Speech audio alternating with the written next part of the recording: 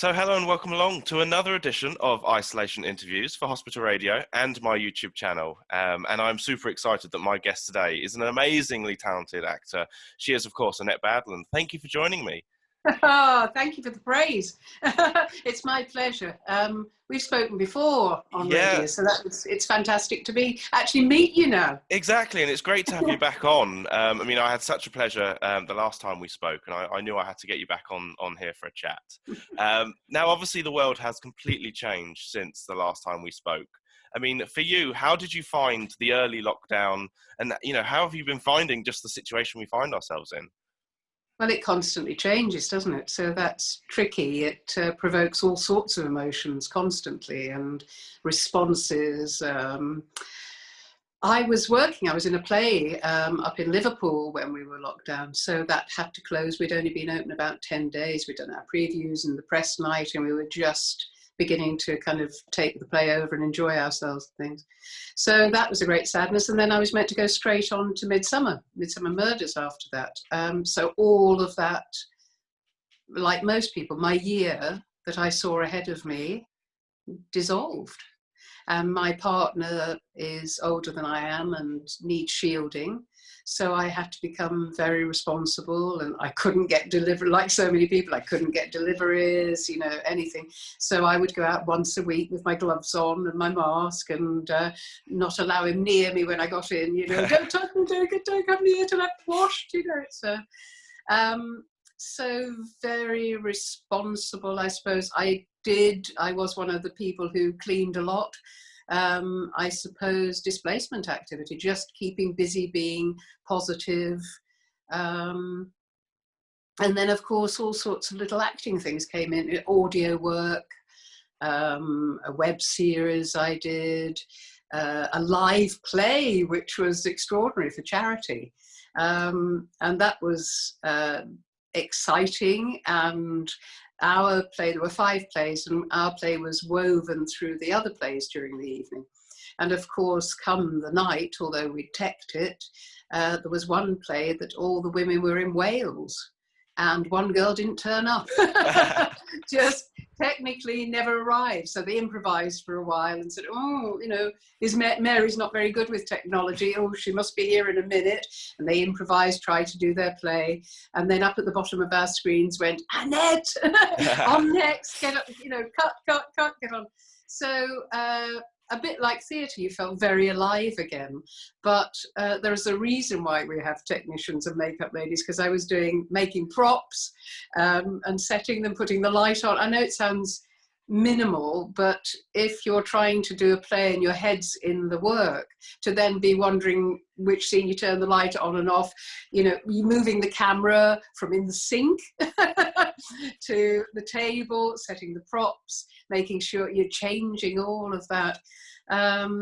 But it did make me feel very alive. It was like being in theatre again, because it was very immediate, and I enjoyed the work with the other actors. So, but also in saying moving the camera from the sink, I am having to deal with a lot of technical things I haven't had to deal with, and I've had to get a microphone for the audio work and hang duvets off the wardrobe doors and creating a sound studio, and so all of these things are nerve-wracking too. They kind of, it's just not something I normally have to do. I go in a corner and mutter my lines to myself, and they say, Annette, we're ready, and I come out and do that. Or I'm chatting with other actors and gossiping. So I've gone through all sorts of things. I did have a very low time for a little while, sort of more panicked than depressed. But I think it's so, for me, everyone I speak to, they've really, there's peaks and troughs, and most people, I've just been speaking today to one of our neighbours, and I've been looking after their cats while they were away. And she's got an enormous pumpkin, which she calls Petunia. But it was one of how she coped. She grew, this enormous the size of the pumpkin, and turning it so it didn't get a flat side. a sense of achievement, you know, and that's what we're all looking for, isn't it? We all like to think we've achieved something in a day. I mean, I'd say that's one really good thing about lockdown. And although there's been so much, you know, heartbreak and people have lost people, but a lot of people have learnt new skills in lockdown. You know, I mean, I was talking to someone who's, you know, took up a musical instrument, people who have, you know, got into fitness. I mean, I've, you know, started doing a series sort of via Zoom, which is something I'd never used before. So I think everyone has kind of learnt new skills. I mean, would you say that you've learnt as well? I hope so. Yeah. And I was taking part in Diabetes UK have a challenge to swim the equivalent of the English Channel, 22 miles. And I just started when we started the play. I got the play on and then started the swim. And of course that had to stop. So I've gone back to that and then seen people in the gym who are very pleased to, you know, to not just socially, but to be able to have that activity again is fantastic. But for new skills, I don't think, you know, yes, I have had to set up microphones and learn to have sound recording on one piece of kit and the visual stuff on something else.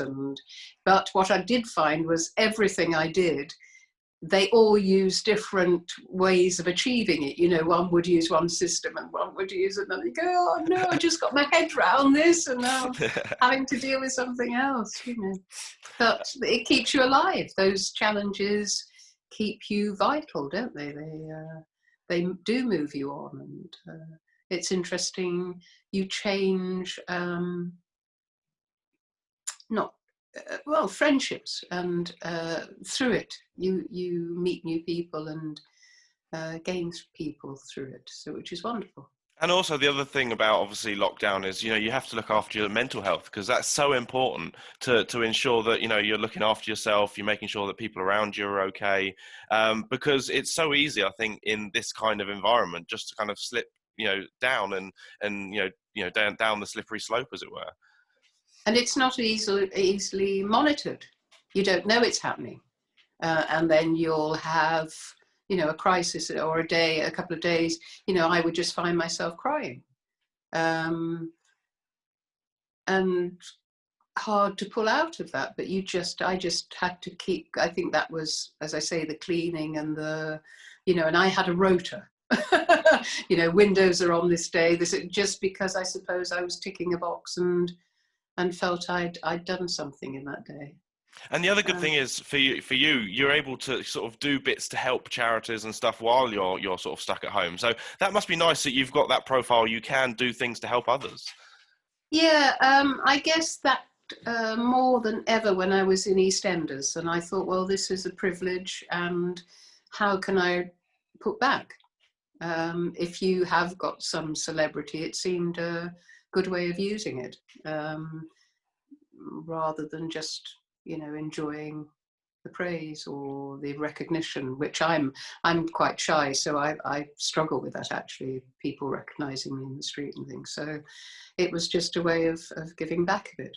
Now, we must obviously talk a bit about EastEnders, because that was such a fantastic role. And I know recently on Twitter you posted a little tweet about how, you know, the Carter family is such a great family to be a part of. So, I mean, what are your memories from being, you know, from taking part, you know, the part of Aunt Babe and your time on the show? Oh, well, what a colourful time. Being with Danny Dyer, how else is life going to be?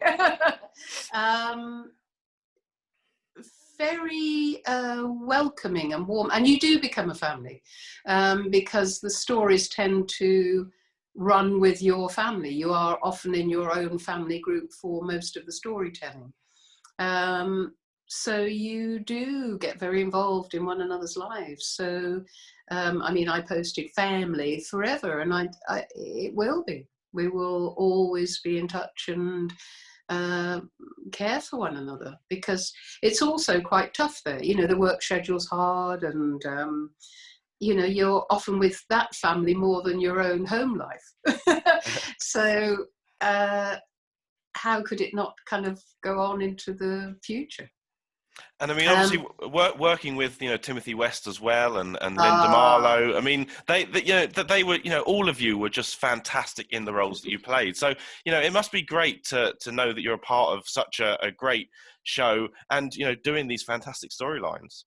yes, yes. When I first, it was Dominic Treadwell Collins who was the exec producer then, and he created that family. He brought that family into the series, and Dom loves EastEnders, really cared for it. So to create that family for him was, really exciting. And I'd worked with him previously, and he'd said, "Oh, I'll always look for an Annette Badland shaped part." And then he got me in, and we looked at this. And I do remember when I first met him that he thought she might be a good person and maybe a pearly queen and all sorts. It was you mentioning Tim West, because there came a scene where Tim was watching television, and I'd been in love with him, and he'd been with my sister. It never worked out. Babe was never loved by anybody. That was my raison d'etre. I just felt she'd never really been loved, and she would try and love others and then be rejected, and then she would get vengeful. So anyway, there was this scene where Tim was watching television, and I wanted to tell him a little bit of home truth. So I took the remote control and turned the television off, told him the home truth, and then cruelly put the telly back on and left the room. And I think the writers went, "Oh, she can be nasty." Or maybe they always planned it and just didn't tell me, but it seemed to start from there, Babe's kind of ability to be unpleasant. I imagine as an actor, it must be more fun to play the baddie, the evil character, as opposed to, not saying you don't enjoy the nice characters, but playing a baddie must be so much fun. Yes, yeah, and with something like EastEnders, it really is. I've not done anything like it before. It's like your life, because things you don't know where the stories are going. With a play, it's finite. You have the beginning, middle, and end. Or a telescript, usually you have exactly the same. Whereas if you're in a soap, you don't know where you're going. So if I get something, I think, "Oh, I don't think I'd do that." You think, well, today Annette might make a decision that changes something else down the line, or it's a bad move, or it's brings you something you don't expect. So it was the closest thing to actual real life that I worked on. I mean, it isn't improvised, but unless Danny took off on, because he's wonderful. I mean, he's so bright and intelligent, and he's got his arms right up into that culture. So he would be able to bring, great stuff to a script because it's in him. That's him. He's got I read somewhere that apparently he would often rewrite the scripts a bit with like the kind of the sort of the EastEnders slang type thing. Yeah. And he's also got his own language. He has, and stuff I'd never heard. And where's my muffler, or my smother. His coat, and wonderful stuff. Do you think you'd ever go back? Do you think you'd ever want to go back to the show? Yes. I mean, if a good story came up, I would very happily go back and stir him up a bit. Or maybe, she's changed. And I must say that being in Midsummer, I prefer my car. I drive a black convertible Jag in that. I don't know about the three-wheeler. I suspect it's not going anymore. We had a lot of trouble with the three-wheeler. I mean, that constantly kind of kept giving up. And one scene, I'm being pulled out on all the props guys had to get on a rope and pull me out of the scene because it just would not go. Something wrong with the petrol tank leaking. So now I'm in a black Jag and I have motorbikes and things. So that's quite exciting. Yeah, yes, of course I would. I don't know if I would go long term. Don't know, but certainly for a good story, I'd go back. Now, another evil character that you played. Now we must obviously talk about. about Doctor Who, because obviously you played one of the Slitheen in the first series when it returned back in 2005, I believe it was. So to go on to a big show like Doctor Who, and to play such a character which is quite iconic now. They're one of the big villains of the new generation. So that must have been quite an honour to be a part of that as well. Oh yes, but when it came up, nobody knew. Nobody knew if it would be a success or not. It was literally right at the beginning. The first 2 episodes you see me in were the first things they shot. And of course, they didn't know if the fans would take to it, but at the top were people who loved Doctor Who, Russell T Davies and Phil Collins and Chris Eccleston. They loved Doctor Who anyway, and I think that shows. If it had been a cynical venture, can we revive this, let's see if we can sell this, I'm not sure that they would have had their finger on the pulse. But because they loved the show and cared about it, I think that's why it was so successful. But when I was asked to do it, I was doing another series called Cutting It up in Manchester. And I do remember, going back, going, I'm going to be in Doctor Who, and people going, oh yeah, right. Now, Knights of the Realm killed to be in it. But it had faded out of people's consciousness if you weren't a Doctor Who fan. And there was a great energy there because it was a new venture and it was big, and they didn't know how long prosthetics would take. Everything to begin with took a lot longer than they anticipated. And then, bless him, Russell liked what I did in the first 2 eps and wrote Boomtown for me. And that was a huge honour and surprise. And arrived near Christmas time, plopped onto the mat, and what a fantastic gift. And just a character that ran the gamut, kind of evil, but again, a reason why. And, to have lines like dinner in bondage works for me. Just glorious stuff. So everybody had a lot of energy and anticipation, but nobody really knew whether it would work or not. And that was very exciting. It was a very exciting time. Now, going forward, as we kind of slowly ease out of, we're sort of getting back to normality, although we could be about to slip back into another lockdown. But for you, kind of with the work life, are you finding more and more is coming your way? Or is it still kind of a bit, slow because we don't know what's going to happen next? I think for most actors, it's slow. I'm very lucky to be going back to Midsummer. Though it does seem they're having to be very, very cautious and COVID rules, and I'm doing 2 COVID. I haven't started filming until, but I'm doing 2 COVID tests a week. I've got to take my own cutlery and my own drinking vessels, and so it's like a camping holiday. I'm going camping, I'm not filming. And it will change the procedure, the way of filming drastically. I feel for my theatre friends who, people who mainly do theatre are left high and dry at the moment. And there are hundreds of them. And they're not furloughed and they're not aided financially. And they don't know what to do. They're probably going to have to change their lives entirely. So I feel very badly for those who mainly do theatre, and all those. I saw Cats, on the arts programme. And you think all those dancers and seeing all that talent, just and that you can't say, oh, go and wait or go and do this, or because it isn't there for them to do. There's only so long that they can survive, not working.